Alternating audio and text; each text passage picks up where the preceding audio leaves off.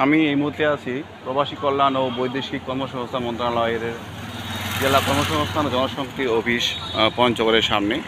আমি এখানে চা খাচ্ছিলাম, একজন আপা আসলো। উনি হচ্ছে এখানে ড্যামো অফিস খুঁজতে আসছে, পরে এখানে দেখলো যে এটা এখানে।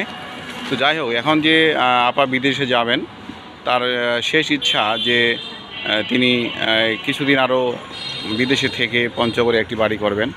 কিন্তু প্রবাসী কল্যাণ ব্যাংকের যে একটি প্রধান সমস্যা, সেটা হচ্ছে তারা এই ব্যাংকের চেকে 3টি পাতা চান, যেটা কোনো স্বাভাবিক আসলে একটা কি বলে, এটা একটা আমার কাছে মনে হচ্ছে এটা একটা অসুবিধাজনক একটি অন্তরায় বিদেশ যাওয়ার ক্ষেত্রে।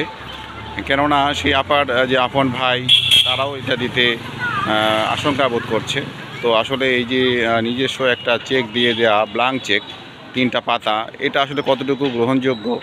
আমার মনে হয় যে বিদেশ যাওয়ার ক্ষেত্রে যে সমস্ত, যেহেতু আমাদের রেমিটেন্স বাংলাদেশের জন্য একটি অন্যতম আমাদের বৈদেশিক আয় উৎস, আমাদের নিজস্ব কোনো পণ্য, তেমন কোনো রপ্তানিযোগ্য পণ্য খুবই কম। সেক্ষেত্রে রেমিটেন্স যেহেতু আমাদের বিষয় একটা, এই ক্ষেত্রে আমরা কেন এই নিয়মটা রাখবো যে 3টি ব্ল্যাঙ্ক চেকের পাতা দিয়ে আমাকে বিদেশ যেতে হবে? আমার মনে হয় যে এই নিয়মটা রহিত করা যেতে পারে, কিংবা সংশ্লিষ্ট যখন ভেবে দেখবেন যে আসলে এটার পরিবর্তে আর কি করা যায়।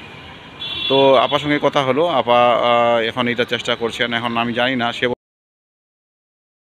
বললো ঘুরছেন।